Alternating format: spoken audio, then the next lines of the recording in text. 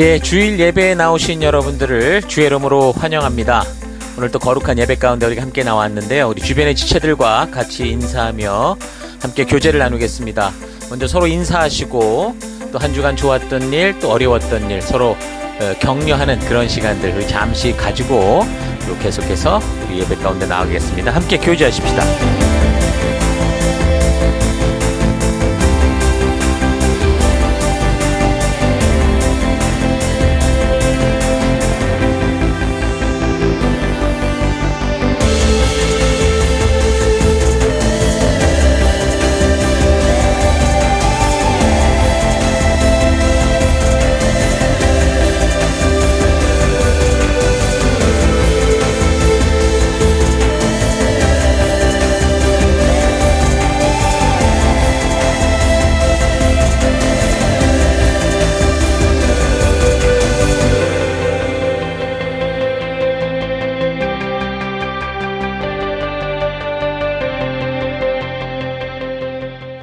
예, 이제 우리가 예배 가운데 나아가기 전에 우리 잠시 지난 주간 우리의 삶들을 되돌아보십시다.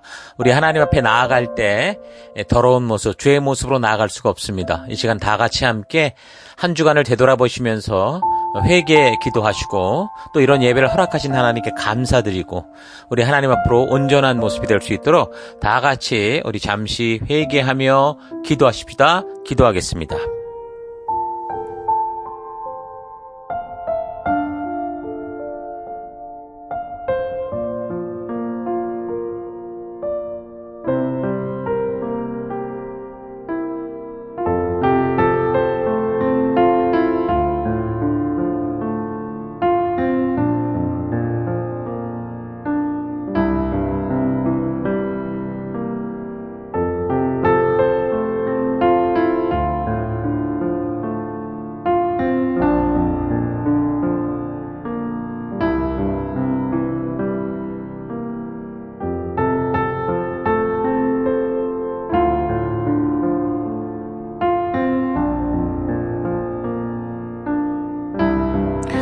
하나님, 지난 한 주간 은혜와 사랑으로 지켜주신 하나님을 찬양하며 감사드립니다. 우리가 주의 사랑으로 살면서도 늘 부족했고 또 욕심과 타협하며 살아왔던 삶을 회개합니다. 하나님, 주의 은혜로 회복되기 원합니다. 참된 예배자가 되며 복음의 증인되기 원합니다. 하나님, 이 시간 우리가 예배로 나아갑니다. 우리 예배를 받아주옵소서. 예수님 이름으로 기도했습니다. 아멘. 자, 이제 다 같이 우리가 함께 주일 우리 찬양과 경배로 나아가겠습니다. 할렐루야!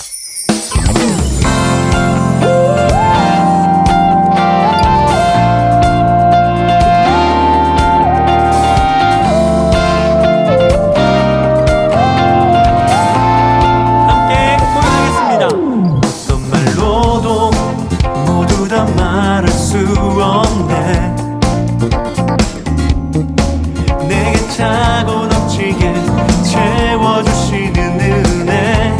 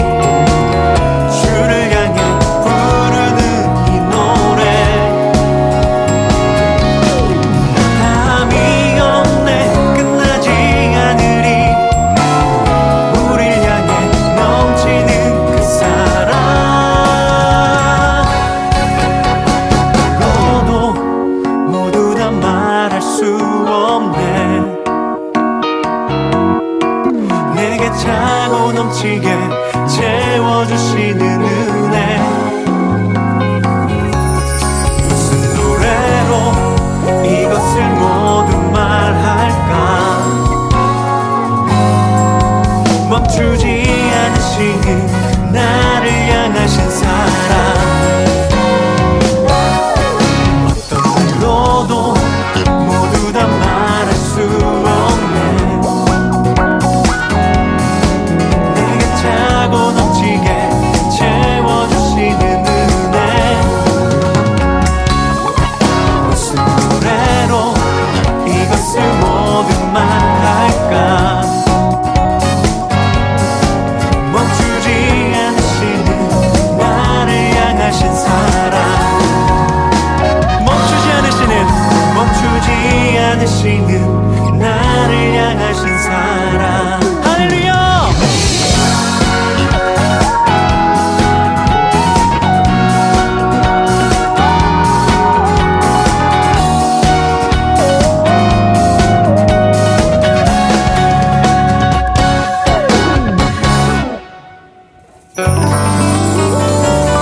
주 이름을 찬양합니다 할렐루야 Hold me in your arms, never let me go. I wanna spend eternity with you.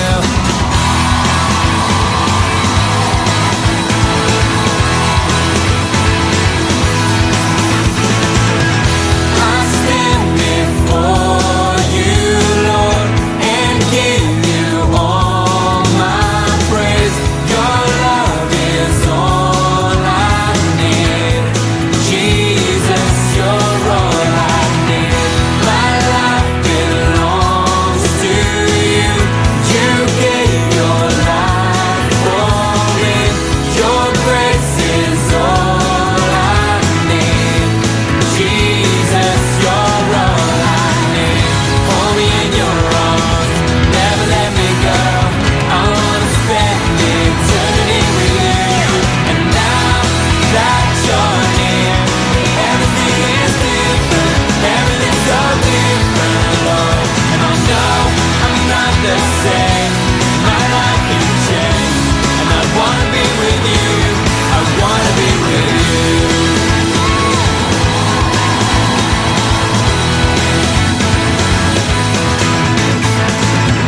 I stand before you, Lord, and give you all my praise.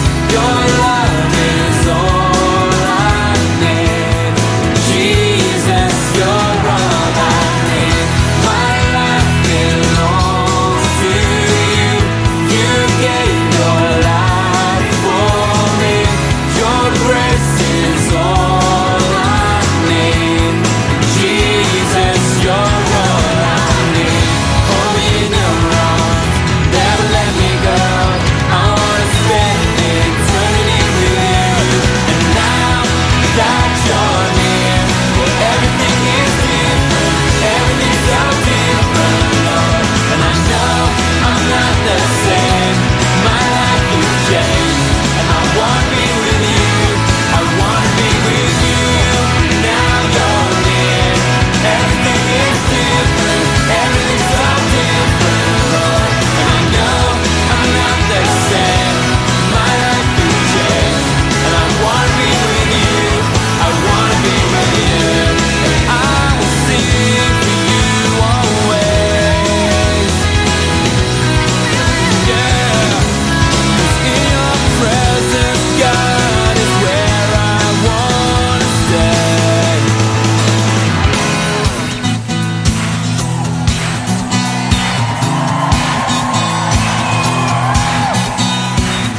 Hold me in your arms, never let me go. I wanna spend eternity with you. And now that you're near, everything is different. Everything's so different, Lord. And I know I'm not the same. My life can change, and I wanna be with you. I wanna be with you. Now you're near, everything is different. Everything's so different, Lord. And I know I'm not the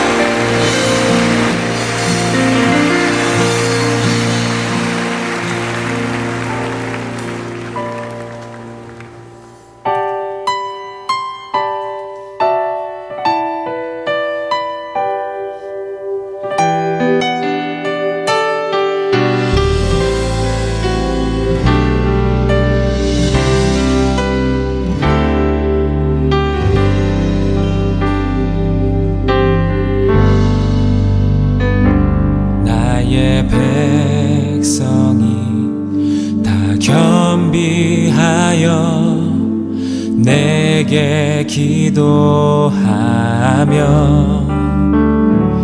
나의 얼굴을 구하여서 그 악한 길 떠나며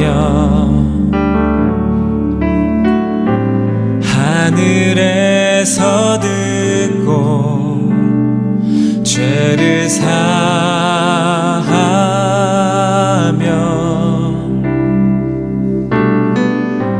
그들의 땅을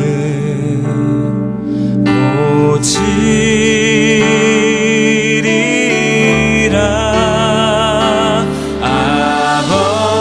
아버지여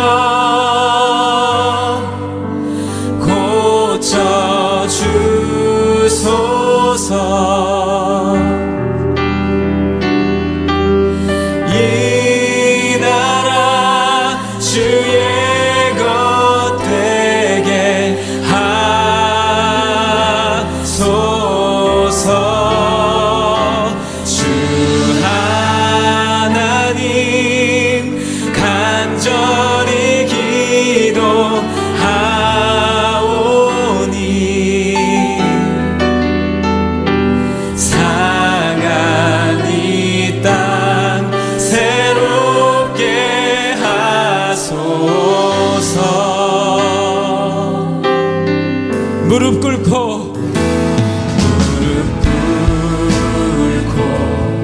다 겸비하여 주께 기도하니 주의 얼굴을 구하여서 그 악한 길 떠나니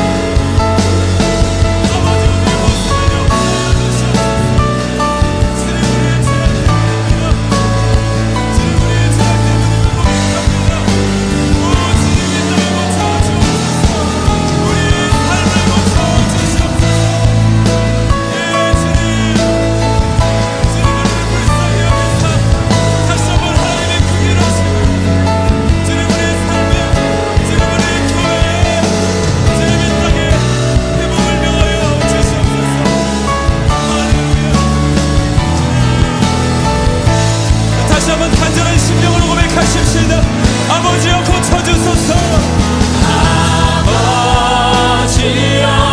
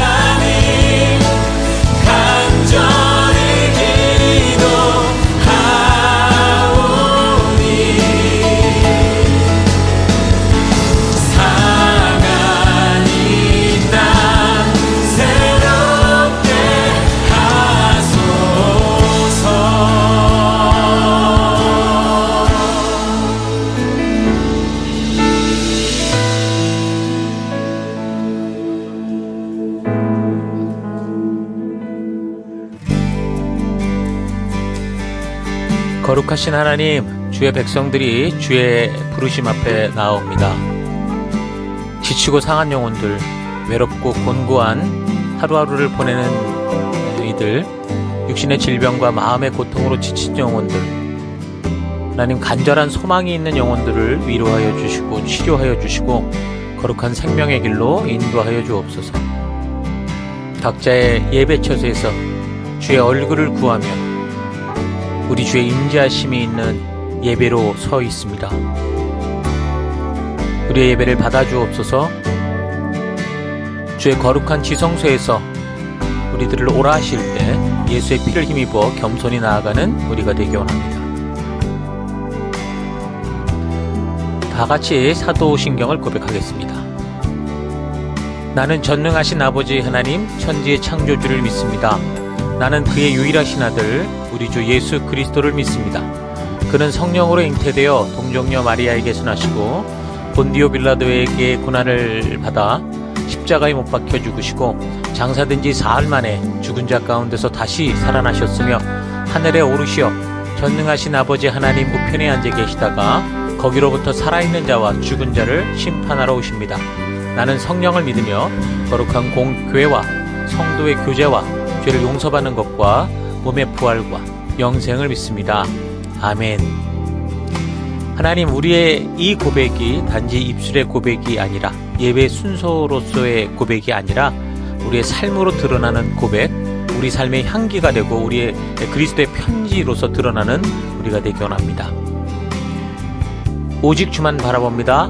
예수님 이름으로 기도했습니다. 아멘. 우리 주변 분들과 같이 인사하십시다. 하나님께서 당신을 사랑하십니다. 아멘.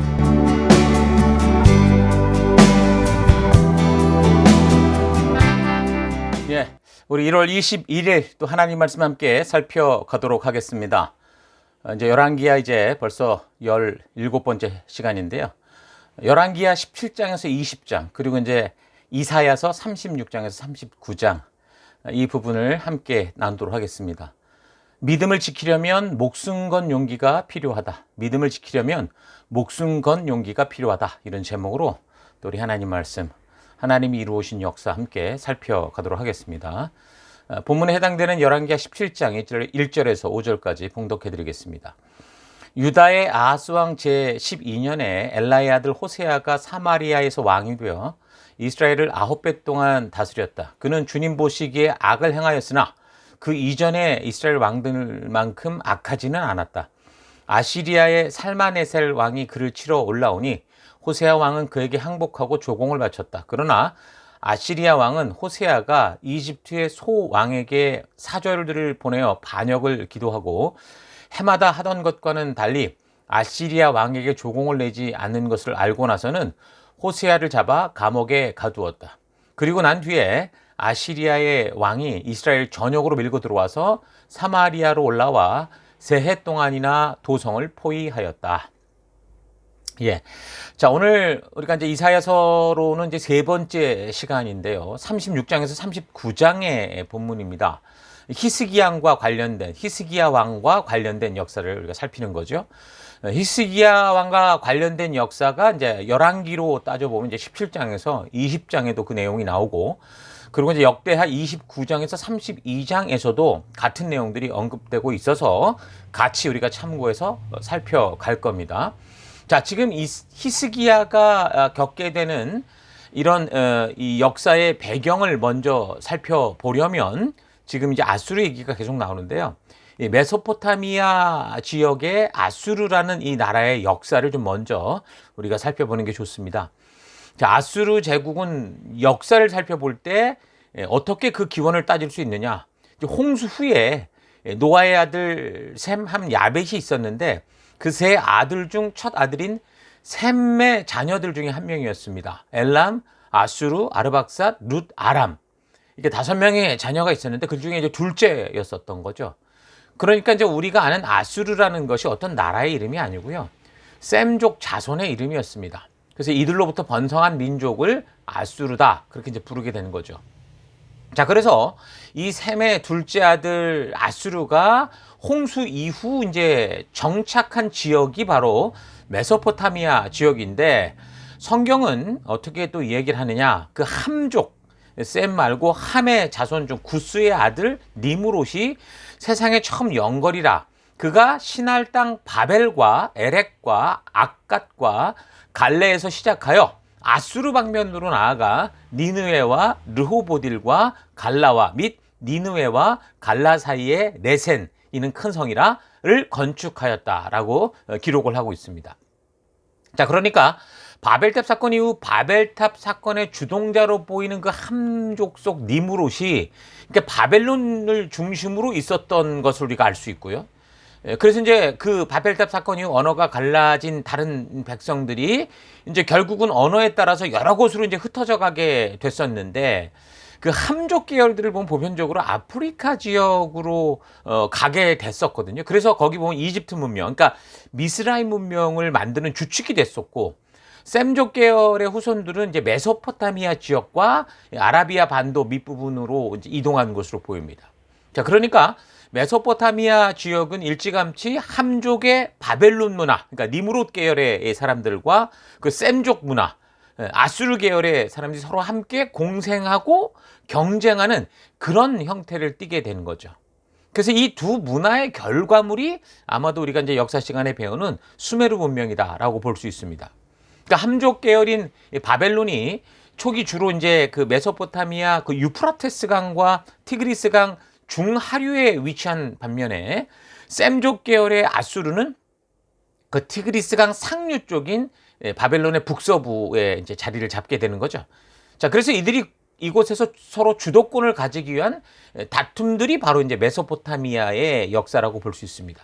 메소포타미아 지역에서 함족 계열의 니므롯에 의해서 바벨론이 먼저 주도권을 잡게 되는데, 아수르는 주전 한 15세기까지는 좀 미미했다가 14세기부터 서서히 이제 강대국의 모습을 갖추게 됩니다. 그래서 11세기 즈음에는 이제 니느웨를 중심으로 메소포타미아 지역의 이제 강자로 그 지역의 패권을 차지하죠. 그래서 10세기부터는 대제국의 모습을 갖추게 되는데, 바벨론 지역, 메대 족속, 또 북쪽으로도 영토를 무척이나 크게 확장을 해서 동방세계 이제 강대국이 됩니다. 그러니까 그 여러 그 큰 민족들 중에 가장 먼저 이제 제국이라 불릴 만큼 이 땅을 확장하기 시작했던 거죠.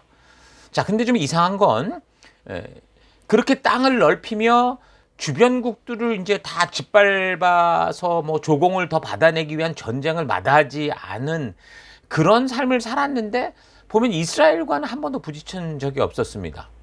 사실 거리상으로 보면 충분히 침략해서 속국을 만들 수도 있을 건데 건드리지는 않았다는 거예요. 그러니까 아수르는 워낙에 침략 국가였고 잔인한 민족이었음에도, 호전적이었는데도 이스라엘 쪽과는 부딪히지 않았었습니다. 그러니까 아수르가 메소포타미아를 전체적으로 통합할 때가 BC 1250년경이었는데 그때 이스라엘로 따지면 사사시대였죠. 기드온이라는 사람이 그 시기 섬기는 때였고, 그리고 이제 사사시대가 계속 흘러서 200여 년이 더 계속되다가 결국 사사시대 끝에 사람들이 하나님을 버리고 왕을 달라고 해서 사울왕이 다스리는 통일왕국 시대로 이렇게 계속 이어지는 그런 시기였었습니다. 자, 그러니까 이스라엘 족속들이 사사시대 350년간 하나님께 불순종을 반복하며 살던 그런 시기였다고 볼 수 있는데, 그런데도 불구하고 저들이 강대국의 침략을 받지 않았다는 거예요. 그렇게 보면 이거는 결국 하나님께서 저들을 지키고 보호하시겠다고 하셨던 약속을 성실히 지켜주신 결과다라고 볼 수 있다는 겁니다. 자, 그렇게 왕권 시대가 되고 이제 BC 1050년경 이제 이스라엘에서는 다윗이라는 사람이 그 나라를 다스리며 이제 강한 힘을 발휘하게 되죠. 그래서 남쪽으로는 이집트 국경으로부터 북쪽으로는 아람, 그러니까 시리아 영역을 다 이제 정복을 하고 통치하게 되는데, 그렇게 되면 아람과 국경을 맞대고 있는 아수르의 경우 저들의 서쪽 국경이 위협을 받은 상태라고 볼 수 있는데, 그런데도 아수르가 그때까지 다윗의 시대까지 뭐 이스라엘을 건드리거나 그러지는 않았습니다. 물론 그때 보면 BC 1100년과 900년 정도 사이에 메소포타미아 지역에 이제 아수르, 뭐 바벨론, 엘람 이런 이 지역의 이 나라들이 권력 쇠퇴 현상이 좀 생겼어요. 그래서 다윗과 솔로몬 치하의 그 이스라엘 민족의 융성기를 가져오는 그런 계기가 됐는데, 근데 이 모든 역사가 그렇게 이제 하나님께서 그 시내산 언약대로 순종하며 살아가는 백성들을 하나님의 약속대로 강한 나라들로부터 어떻게 지키시고 하나님의 나라를 어떻게 이루어 가시는가라는 이 역사를 하나님이 어떻게 활용하시는가라는 걸 보는 증거가 되는 거죠. 어쨌든 아수르와 이스라엘 민족과의 그 연관성이 이제 생기게 되는 건 역사적인 순서로 살펴보면, 통일왕국 시대까지는 이게 전혀 이제 그렇게 어떤 충돌이나 관련이 없다가, 그러니까 분열왕국, 그러니까 불순종의 시대가 이제 시작이 되면서 북이스라엘의 아합 시대에 처음 어떤 그 아수르와의 연관되는 일들이 있었고, 현대 성경 열왕기상 20장을 참고하면 우리가 알 수 있었어요. 그리고 그 아합의 그 이 왕조를 무너뜨린 예후가 왕이 됐을 때, 그때 이제 아수르의 살마네살 3세가 침략을 하게 되죠. 그때 이제 예후는 싸움을 아예 포기하고 아수르에게 이제 속국이 돼서 조공을 바치는 그런 결정을 합니다. 자, 그 후에 이제 북이스라엘의 요아스 왕 때 아다드 니나리 3세가 서부 지역 원정에 나서면서 그때 다메섹, 뭐 두로, 시돈, 에돔, 블레셋, 그러니까 그 주변 이쪽을 다 복종시켰을 때, 그래서 이제 북왕국 요아스도 마찬가지로 아수르에게 계속 조공을 바치는 그런 역사가 있습니다. 자, 그 아수르는 BC 9세기까지 계속 번창을 그렇게 했는데, 역사적인 시간으로 그 이스라엘 분열왕국이 될 때쯤 아수르도 북방의 신흥 국가인 우라르트, 그러니까 아라랏과의 이 전쟁이 장기화됐던 이유 때문에 이제 약화되기 시작했습니다. 자, 근데 그때 엎친 데 덮친 격으로 BC 765년에서 759년경에 그 지역에 아주 큰 전염병이 돌았어요. 사람이 많이 죽었고, 기록에 의하면 BC 763년 일식 현상까지 생기게 되면서 사람들이 굉장히 막 동요하고 두려워하게 되죠. 보통 일식 현상을 우리가 지금 아니까 그런가 보다 하고 있지만, 과거에 전혀 그걸 알지 못했던 사람들은 이게 완전히 세상의 마지막으로, 신의 분노로 이렇게 하는 그런 두려움 속에 그렇게 살았었습니다. 자, 이렇게 아수르는 점점 그런 식으로 약화되다가 이제 결국엔 수도였던 니느웨 성만 남고 나머지 지역을 이제 다 뺏기는 그런 지경에 있었을 때, 그때 이제 하나님이 그 아수르, 그 니느웨를 돕는 그런 일을 하시죠. 우리가 살폈던 것처럼 이제 요나 선지자를 그곳에 보냅니다. 사실 아수르는 굉장히 잔인한 민족성을 가지고 있었거든요. 뭐 예를 들면 점령국들의 귀족들을 뭐 산채로 막 껍데기를 벗기고, 뭐 손과 발을 자르고, 뭐 코와 귀를 베버리고 눈을 뽑아내고, 뭐 처녀들을 통째로 불에 굽고, 뭐 이런 식으로 했다. 잔인성이 전해집니다.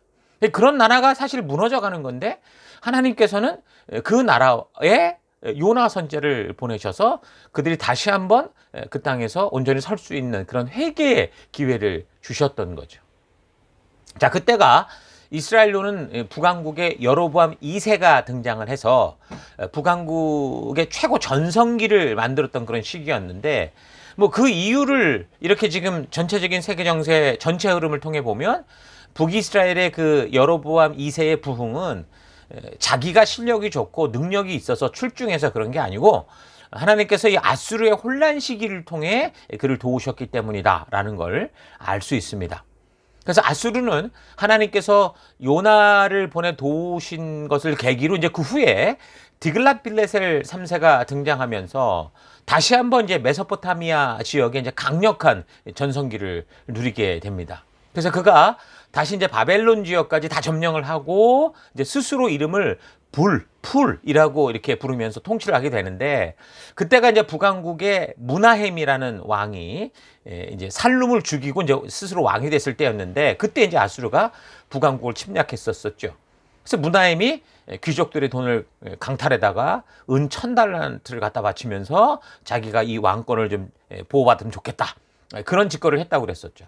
그래서 그 후에 이제 베가라는 사람이 왕이 또 되는데, 북왕국과 이 아람, 시리아 연합군의 협박을 받던 이 남유다 아하스 왕이 아수르에게 도움을 청하게 되잖아요. 그래서 아수르가 또다시 침략을 해서 에브라임 지파 지역, 그러니까 사마리아 지역을 남기고 다 점령을 해버립니다. 이제 그때 이제 아람, 다메섹, 시리아는 이사야 17장에서 이미 이사야 선지자가 예언을 했던 것처럼 그렇게 이제 아시리아에 의해서 완전히 패망하게 됩니다.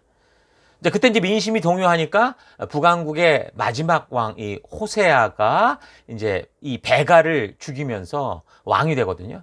그때 이제 아수르에게 뭐 뇌물을 바치고 어떻게 보면 이제 친아수르 이 어떤 정부를 세웠는데, 아수르가 돌아가면서 이제 빼앗았던 그 북왕국의 여러 영토들을 다 이렇게 통치할 수 있도록 한 게 아니라 그냥 에브라임 지역, 그러니까 사마리아 지역만을 북왕국이 통치하게 하는 그런 어떤 이 족쇄를 만들죠. 그리고 이제 무거운 조공을 바쳐라. 그리고 이제 돌아가게 됩니다. 자, 그런 상황 속에서 그럼 이 호세아 왕이 하나님을 바르게 찾았는가 하면 그렇지 않았죠. 왜 그랬습니까? 그러니까 북왕국은 시작하는 처음부터 그 여로보암이라는 사람이 자기 권력 유지를 위해서 금송아지를 하나님이다 이렇게 속이는 바람에 처음부터 잘못된 길로 들어섰는데, 그게 끊임없이 그 틀을 벗어나지 못하고 계속 그런 식으로 절벽을 향해 떨어지고 있었기 때문이었던 거죠. 그러니까 호세아 왕도 그런 식으로 정권을 잡았는데, 뭔가 자기의 어떤 그 땅을 유지하고 하려고 한다면 지금 아수르에게서는 짓밟히는 상황이니까 안 되니까 또 다른 생각을 하게 되는 그런 상황으로 흘러가게 되는 겁니다. 그래서 결국 그들이 만들어낸 금송아지 거짓 하나님으로는 아수르를 이길 수 없다, 우린 계속 짓밟힐 수밖에 없다, 그렇게 생각을 하다 보니 북왕국의 마지막 왕인 호세아가 남쪽 지역의 전통적 강국인 이제 함족 계열의 그 이집트에게 도움을 요청하게 되는 겁니다. 그래서 그런 위기에서 이길 수 있도록 하나님이 보내신 선지자들의 충고를 따르지 않고 끝까지 이제 세상 방법, 세상의 강한 나라, 세속을 의지하며 살았던 거죠.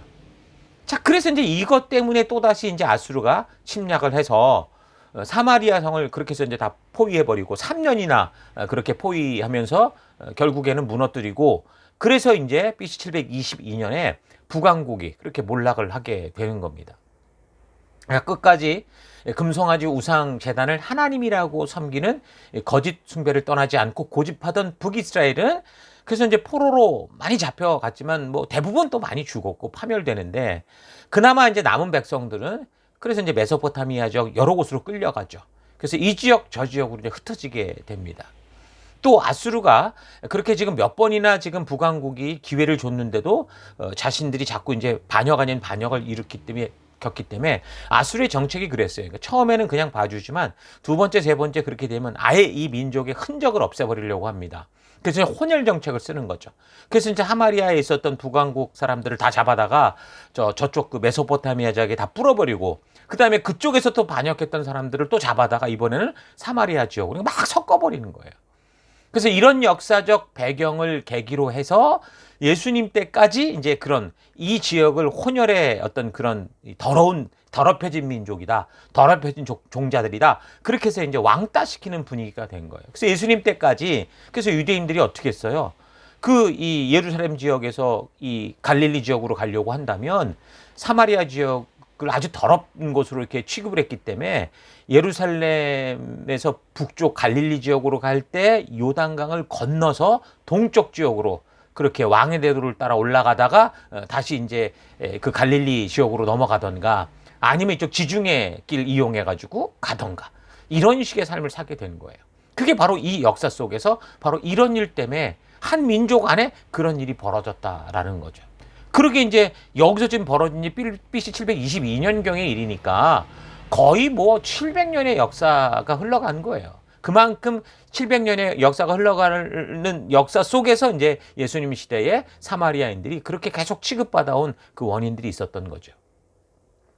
자, 어쨌든 북왕국의 이런 시기에 남유다는 이제 히스기야가 왕이 돼서 보면 이제 여러 가지로 잘했던 것으로 보입니다. 그러니까 히스기야 왕의 선한 일에 대해서는 이제 열왕기나 역대기 기록을 참고해 보면 나오는데 그가 25세 때 왕이 됐었거든요. 그래서 그 가장 먼저 한 일이 뭐였냐면 그 아버지 아하스는 완전히 악한 왕이었는데 그 아하스 때 폐쇄했던 여호와의 그 여호와 성전 문을 다시 활짝 열고 성전을 수리하는 것으로부터 시작을 해서 성전을 더럽힌 그 부정적인 것들을 모두 없애버리고 그리고 이제 레위 지파들을 세워서 원래 이제 자기 역할들을 할 수 있게 합니다. 그래서 이제 모든 것을 다시 그 처음 시내산 언약을 통해 말씀하셨던 대로 그 말씀을 따라 성전을 정결케 하고 하나님께 봉헌하는 그러니까 종교 개혁을 일으키는 거죠.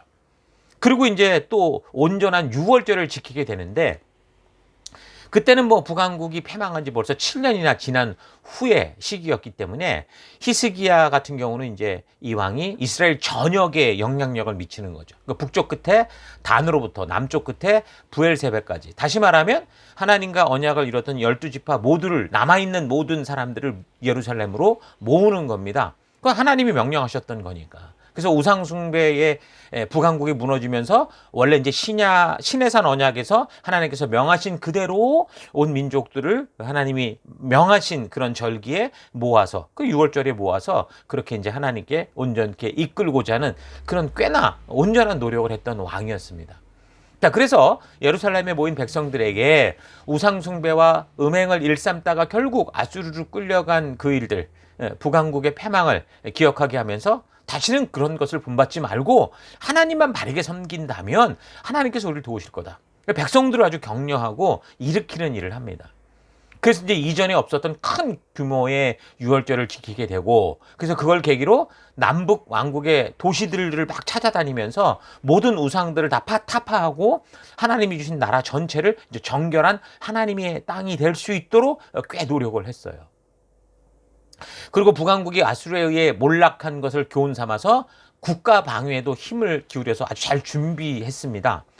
그래서 이제 이런 사실에 대해서 역대기 기자가 그래서 이 왕에 대해서 말하는 게 이렇게 얘기를 하죠. 31장 역대하 31장 20절 히스기야가 온 유다에 이같이 행하되 그의 하나님 여호와 보시기에 선과 정의와 진실함으로 행하였으니 그가 행하는 모든 일 곧 하나님의 전에 수종두는 일에나 율법에나 계명에나 그의 하나님을 찾고 한 마음으로 행하여 형통하였더라 이렇게 이제 기록을 합니다. 자, 역대기서 같은 경우는 늘 말씀드리지만 유다 왕들의 좋은 부분을 많이 강조한다고 그랬죠. 왜냐하면 역대기는 이제 포로 귀환 후에 예루살렘 성을 재건하면서 민족 의식을 고취시키기 위해서 이 기존의 자기들의 전통 속에 있는 왕들의 좋은 점을 부각시켜 교육하기 위한 거라고 그랬죠. 근데 이제 다른 기록들을 참고해 보면 히스기야의 이런 모습뿐만이 아니라 이렇게 좋았던 점 외에 그 사람으로 인해 나라가 결국 치명적인 그런 몰락의 길로 빠져가는 그런 원인들도 볼 수 있게 될 겁니다.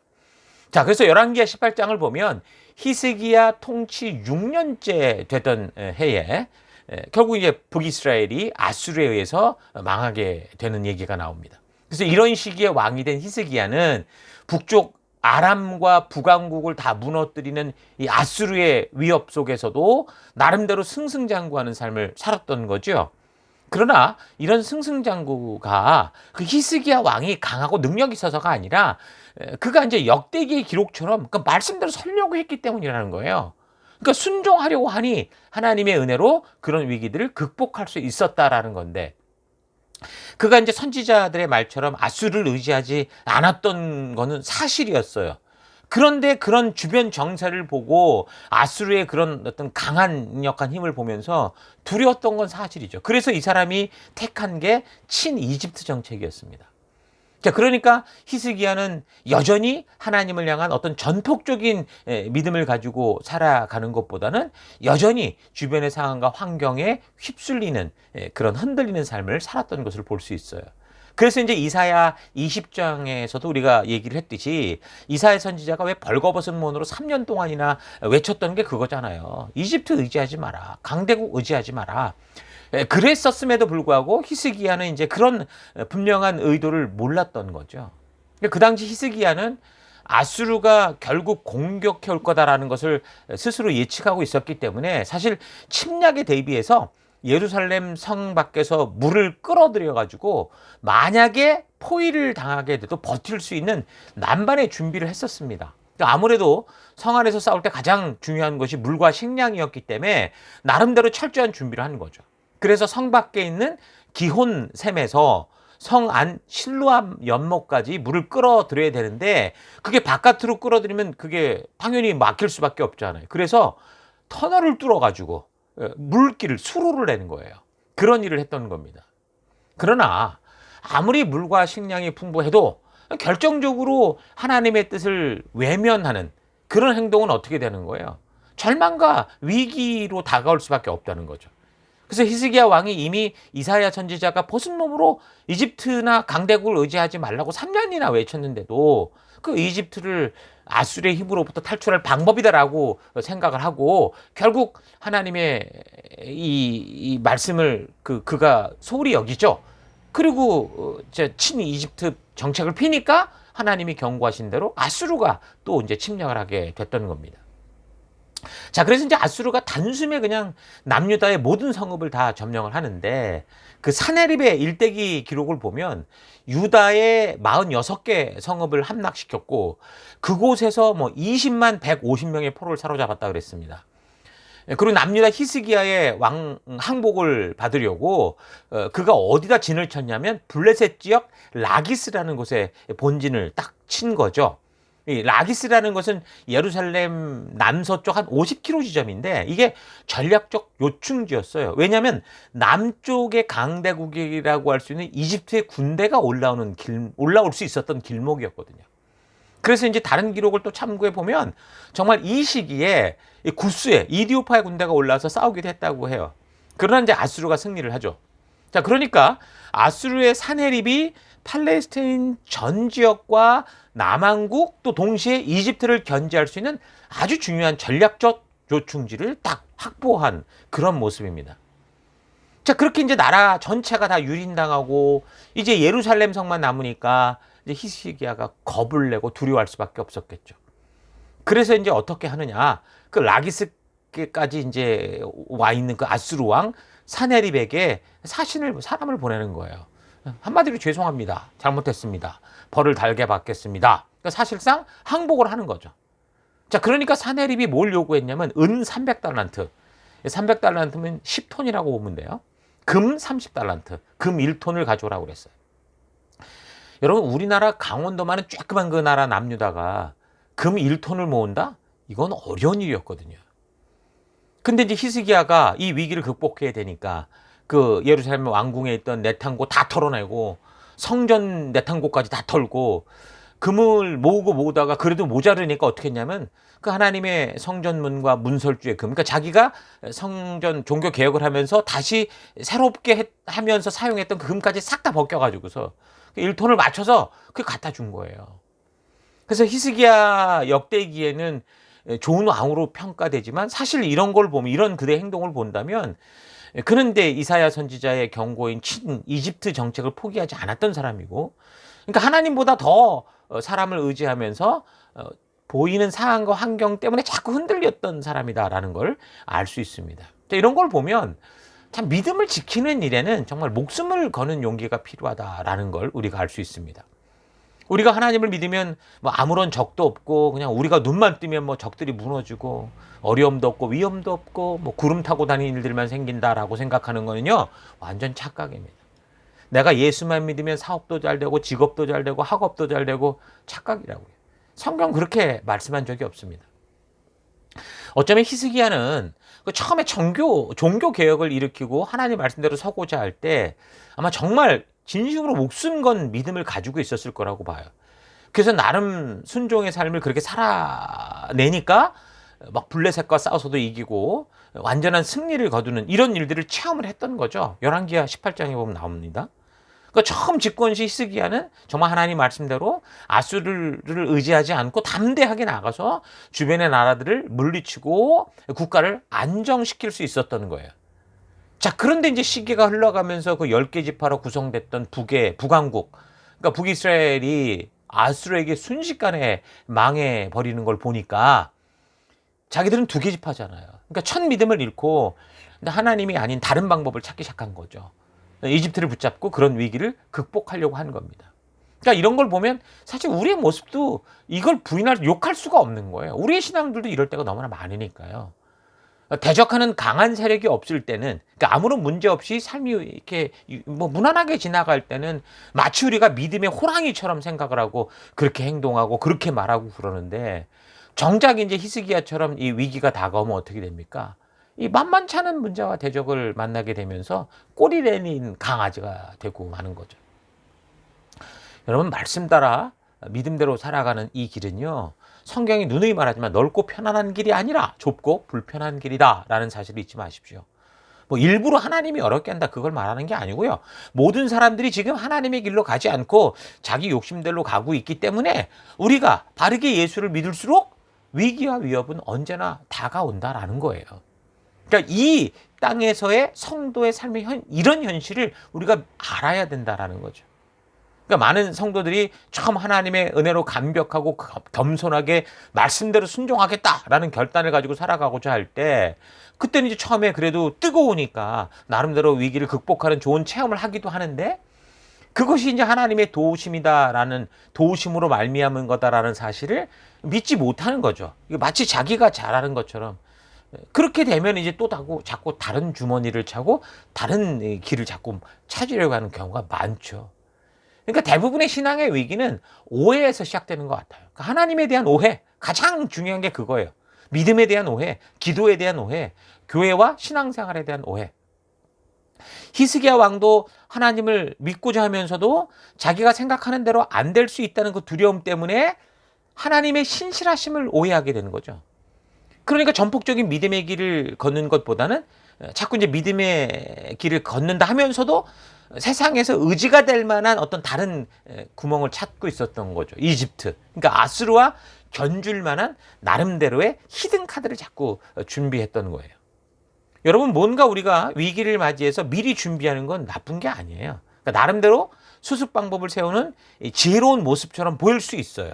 자, 그런데 이게 믿음으로 살아갈 것을 말씀하신 하나님이 보실 때, 이게 정말 하나님의 개입 없는 우리의 문제라면 이건 참 지혜로운 건데, 하나님이 분명히 책임지시겠다고 말씀하신 그 부분이 있음에도 불구하고 자기가 딴 주머니를 찰 때, 이런 태도는 좋은 준비성이 아니고 좋은 태도가 아니고 불신앙의 태도다라고 우리가 볼 수밖에 없다는 거죠. 하나님이 그렇게 지금 말씀하시는 거예요. 그래서 우리의 하나님을 향한 우리의 믿음은 자신의 삶에 어떤 다른 대책을 가지고 자꾸 뒷주머니를 준비하는 게 아니라, 하나님의 말씀이라면 그 말씀하신 대로 우리의 삶에, 우리의 그 다가오는 상황과 환경이 어떠하든 간에 전적인 순종의 길로 나아가는 그런 태도가 돼야 됩니다. 그러니 자꾸 우리에게 성경이 말하는 건 우리가 믿음으로 살아가는 존재라는 거예요. 온전히 믿음으로만 살아가는 것이 성도라고 말씀하십니다. 그래서 우리는 그러기 위해서 어떻게 해야 돼요? 믿음으로 정말 살기 위해, 우리에게 다가온 상황과 환경이 어떠하든 간에 참으로 말씀의 가치대로 살기 위해서 우리는 하나님이 누구신지를 바르게 알아야 되는 거예요. 그 약속이 무엇인지, 그분 앞에 내가 누군지, 내가 지금 이 땅을 살아가는 목적이 뭔지를 바르게 아는 게 너무 중요한 거예요. 그래서 저희 교회 같은 경우 늘 이렇게 말씀을 듣고 나면 말씀 요약 결단 질문을 드리잖아요. 거기에 마지막 질문이 늘 이거예요. 네가 이 역사를 통해 만나는 하나님은 어떤 하나님이더냐라는 거죠. 그 하나님을 바르게 보면 그 하나님을 닮은 나를 알 수 있고, 내가 누군지를 알면 오늘날 내가 그렇게 살아가지 못하는 이유들을 찾아갈 수가 있거든요. 그러니까 우리가 바르게 아는 건 너무 중요한 거예요. 성경이 우리에게 보여주는 믿음이 뭔지, 기도가 뭔지, 신앙의 삶이 뭔지, 그러니까 성경이 말씀해 주시는 대로 바르게 알아야 된다라는 거죠. 그러니까 바른 믿음의 삶을 살아도 생각지도 못한 큰 환난과 어려움을 성도는 언제든지 만날 수 있다. 이건 이미 성경이 말하는 거다라는 거 잊지 마십시오. 다만 하나 분명한 건 뭐예요? 우리의 어떤 삶에도 하나님이 함께 하신다라는 거예요. 그래서 하나님은 우리의 환경을 바꾸고 상황을 바꾸는 분이 아니고요. 바로 그런 상황과 환경 속을 살아가는 나를 변화시키는 분이세요. 또한 나와 함께 해주시는 분이시죠. 그래서 우리는 우리의 믿음을 환경의 좋고 나쁨을 가지고 따지지 말아야 돼요. 우리의 기도의 응답을 환경의 좋고 나쁨을 가지고 따지지 말아야 돼요. 다만 내가 어떤 상황과 환경 속에서도 그 하나님과 함께 하는가, 어떤 상황과 환경 속에서도, 그러니까 사자굴이 앞에 있고 풀무불이 앞에 있고 골리앗이 앞에 있고 거대한 바다 홍해가 가로막고 있어도 내가 그 신실하신 하나님을 믿는 믿음 안에서 그 하나님과 여전히 동행하고 있는가, 이게 우리에게 굉장히 중요한 우리의 믿음의 현실을 보게 하는 겁니다. 그러니까 역대기를 통해 보는 히스기야 왕은 지금 최선을 다해서 하나님 말씀대로 무너진 나라를 바르게 잡아가는, 세워가는 그런 인물처럼 보이는데, 그것이 말씀대로 살 때 반드시 하나님이 함께 하신다는 믿음보다 그러니까 당장 닥친 위험한 위기들을 극복하기 위한 방법으로 어떻게 보면 히스기야 왕도 하나님을 어떤 이용의 대상으로 생각했을 수도 있다는 걸 알 수 있습니다. 처음부터 끝까지 그랬다는 건 아니에요. 그는 어쨌든 처음에 위기가 있을 때마다 자꾸 그런 어려움 속에, 그런 시험 속에 빠졌던 걸 볼 수 있습니다. 그러니까 하나님이 모든 게 된 게 아니라 자꾸 흔들렸죠. 하나님이 방법이 되는 거예요. 흔들리는 믿음대로 가지 못하면 결국 하나님이 수단으로밖에 되질 않아요. 하지만 근데 전 이런 모습 또한 믿음이 커가는 과정이라고 생각합니다. 그러니까 하나님을 향해 오해하고 있는 것들은 우리의 삶 속에서 그로 인해 생기는 생각지도 못한 위기를 만나면서 깨져갈 수 있거든요. 하나님이 이런 분이야, 나는 이런 믿음이야 그랬는데 갑자기 다가오는 그런 위기가 오면 이제 자각이 일어나는 거죠. 그 와중에 결국은 나는 아무것도 아니다라는 걸 계속 깨닫게 되고, 결국 오직 하나님만이, 하나님의 말씀만이 유일한 삶의 길이다라는 걸 알게 되는 기회가 되는 겁니다. 그래서 그 어떤 것보다 다른 게 아니라, 물질과 환경과 상황이 아니라 그 하나님이 나와 함께 해주는 거, 이게 가장 큰 복이다라는 걸 알게 되는 성장의 과정인 거예요. 처음에는 전능한 하나님의 힘을 이용하고 싶었지만 언젠가부터 하나님을 이용하는 게 아니라 하나님이 생명이시고 하나님이 우리에게 가장 축복이고 그분과 동행하는 것이 내가 영원한 생명의 근원이 된다라는 걸 알게 되는 거죠. 그래서 삶에 어떤 위기와 상황이 다가와도 그것을 통해 나의 잘못되었던 신앙의 오해들을 발견하고 잘못된 가치관을 깨뜨리고, 그래서 그 위기를 통해 우리가 오히려 바른 성경적 가치관으로 무장되고 하나님의 백성답게 하나님과 동행하는 하나님 나라 백성으로, 하나님의 자녀로 성장해 갈 수 있는 겁니다. 자, 근데 히스기야는 이런 성장과 성숙의 과정이라고 할 수 있는 이런 위기를 만나면서 하나님을 향한 믿음이 이제 무너지니까, 그러니까 사내립, 세상이 요구하는 그런 대로 수긍할 수밖에 없죠. 그래서 사내립이 이제 요구하는 이 돈을 갖다 바칠 수밖에 없어서 그걸 어떻게 해서든 모아가지고 빨리 주면은 다 해결되겠지. 이래가지고서 이제 어떻게 해서든 성전에 발려있던 금까지 다 뜯어다가 갖다 줬는데, 문제는 이게 사람의 생각이라는 거예요. 인간들은 그 갖다 바쳐라 해서 갖다 준다고 해서 그거 먹고 그럼 잊어먹는 게 아니에요. 아수르가 그렇게 쉽게 돌아갈 그런 존재가 아니라는 겁니다. 근데 보면 이제 아수르가 요구하는 이 금과 은을 받고도 왜 안 돌아갔느냐 좀 생각해 보면, 아니 그 모으기 힘든 그 1톤을 그 조그만 성읍 예루살렘 성 안에서 좀 다 가져온 거 아니에요. 자, 그러니까 그 왕이 생각할 때, 야, 이것들 봐라. 아니 도대체 저 안에 얼마나 이걸 챙기고 있길래 이렇게 금방 이걸 다 가지고 와. 야, 이거 다 뺐자. 이거 다 그냥 가져가자. 이렇게 생각을 한 거죠. 그래서 이제 아수르의 왕 산헤립이 그 재물을 받아놓고 돌아가지도 않고 오히려 군대를 보내는 거예요. 예루살렘을 점령해 다 뺏어라. 그래서 이제 랍사게라는 이 군대 장관과 그들의 18만의 군대를 보냅니다. 자, 그러니까 하나님의 방법이 아니라 이런 세상의 방법으로 문제를 풀어가려고 하면 뭐 당장은 급한 불이 꺼지는 것처럼 보일 수 있지만 사실은 더 감당할 수 없는 큰 위험과 위기가 다가온다는 거예요. 그 히스기야의 아버지 아하스, 그 악했던 왕도 그 아람과 북왕국이 막 침략해 오니까 급한 불 끌려고 북쪽에 그 아수르를 끌어들였잖아요. 그랬다가 된통 당하고 지금 이렇게 고생을 하고 있는데 히스기야도 이런 위기 속에서 하나님의 말씀을 따라 바르게 풀어가려는 그 길이 아니라 급한 불을 좀 끄자라고 하다가 결국은 지금 아수르에게 이거 어쩌지도 이러지도 저러지도 못하는 완전히 함정에 빠지게 되는 겁니다. 근데 히스기야의 어떻게 보면 분별력이 약했던 것 같아요.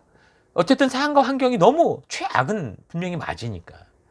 그러니까 무슨 일을 만나든지 사실 그 상황을 잘 분별하고 바르게 분석하면 바른 판단을 할 수 있고, 그럼 바른 판단은 바른 결단을 할 수 있게 하는데 지금 히스기야가 그런 분별력 없이 벌어지는 그런 상황과 환경에 따라 반응하는 그런 태도를 보이게 된 거죠. 그러니까 잘 중심을 잡고 있다가 이 환경 속에 흔들리기 시작하는 겁니다. 그러니까 이제 히스기야가 지금 나라가 다 점령되고 예루살렘만 포위당한 상태가 되니까 어차피 지금 이길 수 없는 거구나, 이렇게 생각을 판단을 하고 요구하는 거 빨리 줘서 보내자, 이런 식이 됐는데, 그래가지고 열심히 준비해서 갖다 보냈더니 이게 오히려 화근이 되는 거죠. 아수르의 사내림은 여기 완전히 보물창고네, 이래가지고서 결국에는 군대 장관 랍사게와 18만 명의 군대를 보내서 예루살렘을 뺏어라, 이렇게 된 겁니다. 그래서 이제 예루살렘을 성을 에워싸고 이제 앞에서 이제 시비를 거는 거죠. 조롱을 하고 뭐 우리의 이 대소변을 마시고 먹을 놈들아, 이래가면서 그러면서 하나님을 모욕합니다. 여호와가 누구간데 대왕 아수르 왕의 손에서 예루살렘을 지켜내겠냐, 그러면서 여호와의 이름을 망령되게 부르는 그런 저주와 모욕을 하는 겁니다. 이미 같은 하나님을 섬긴다고 떠들던 북이스라엘이 너희 형제 국가가 우리의 왕에게 얼마 전에 망한 거 너네 알지? 이래가면서, 그러니까 막 이 랍사게라는 이 군대 장관 이놈이 아주 기고만장해가지고 막 그 앞에서 하나님을 욕하고 저주하고 막 조롱을 한 거예요. 그래서 하나님의 백성들이, 여러분, 세상에서 자꾸 세상의 방법에 타협하고 믿음을 잃으면 이렇게 돼요. 그렇게 믿음을 잃은 그 히스기야를 욕하는 게 아니라 하나님을 욕한다고, 하나님을 조롱한다는 거. 여러분, 이거 잊지 마십시오. 믿음을 가지고 살아가노라고 하는 우리들이, 성도들이 세상에서 저들과 똑같이 살려고 하면 결국에는 그 세상으로부터 하나님이 조롱을 당한다, 이런 거죠. 오늘날도 그런 일들이 얼마나 많습니까? 그러니까 상황이 이렇게 되고 도저히 방법이 없으니까 어떻게 하겠어요? 히스기야가 기도하는 거야, 그때. 그러니까 우리는 종종 이런 역사적 상황에 의해 기도할 수밖에 없었던 이런 상황을 통해서 이게 간절히 기도하면 하나님이 모든 걸 다 들어준다. 그러니까 역사적인 앞뒤 상황과 문맥하고는 전혀 상관없이 그저 기도 열심히 하면, 눈물을 흘려 기도하면, 간절히 기도하면 들어준다. 이런 식으로 지금 우리가 배웠던 거죠. 여러분, 지금 잘 보세요, 이 역사를. 지금 이 지경이 된 게 하나님이 듣지도 않고 보지도 않아서 생긴 일입니까? 아니요. 하나님은 지금 이 역사를 다 보고 계셨고 이미 하나님의 살아계심과 보호하실 것이라는 확신까지 알려주셨어요. 그리고 어디를 의지하지 말고 어떻게 살아가야 되는지를 다 말씀하셨죠. 그랬는데 지금 히스기야가 하나님이 마치 이 상황을 보고 있지 않고 모르고 있는 것처럼 오해하고 기도하는 이런 내용을 들어보면 정말 답답하죠. 여호와여 귀를 기울여 들으시옵소서, 여호와여 눈을 뜨고 보시옵소서. 그러니까 하나님이 지금 귀가 막히고 게을러서 마치 이 상황을 모르고 계신 분인 것처럼 그렇게 기도를 하잖아요. 위기를 만나서 생사를 오가는 지경인데도 하나님은 그 사람이 얼마나 지극정성으로 바치는가를 보고 그렇게 정말 치성을 바치는 사람들만 골라서 그들의 그 어떤 노력을 봐서 위기를 넘어가게 하는 그런 분인 것처럼 이렇게 기도를 하고 있어요. 그렇게 하나님을 생각하고 있었던 거죠. 히스기야도 하나님이 그런 분이라고. 그러니까 모든 종교가 전부 지극정성에 달려 있거든요. 모든 종교에서 신인을 움직이는 방법은 지극정성이죠. 그러니까 히스기야도 결국은 하나님을 거기까지만 알고 있는 거예요. 하나님은 그런 하나님이 아니신데 이 세상과 같은 신이 아니신데 그는 이 상황을 놓고 보면 결국 그렇게 되는 거예요.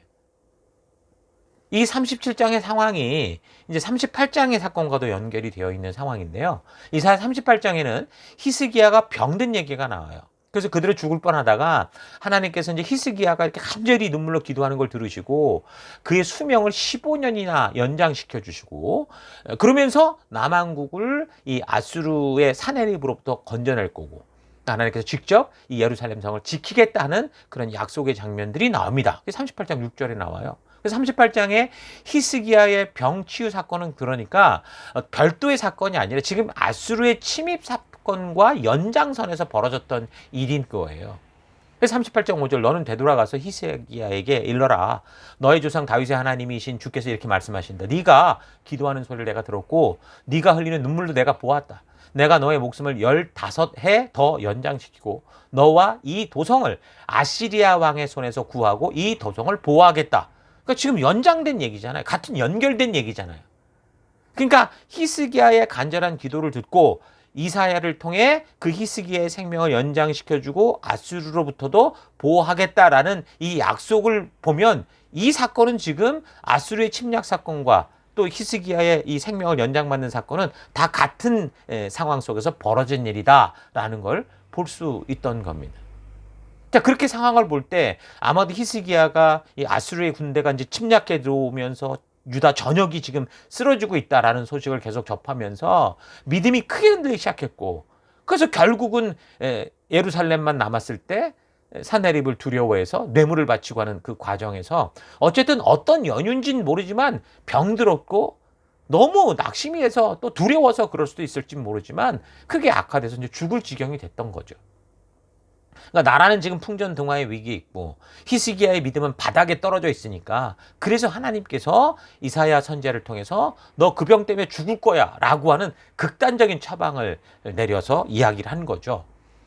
그 이유는 히스기야 왕으로 하여금 다시 그가 가졌던 처음에 그 열정이 있잖아요. 그 뜨거웠던 마음, 종교 개혁을 일으키고 온 나라 곳곳을 가서 새롭게 하고자 했던 그 믿음의 불씨가 좀 다시 타오를 수 있게 하기 위한 그런 조치였다라고 봅니다. 그래서 히스기야가 지금 아수르의 사내립이 보낸 이 랍사게를 통해서 협박받고 위협받을 때 더더욱 하나님만을 의지하면서 보다도 확고한 기도와 믿음대로 사는 그런 태도로 나아오라고 격려하시는 그런 상황이라고 볼 수 있습니다.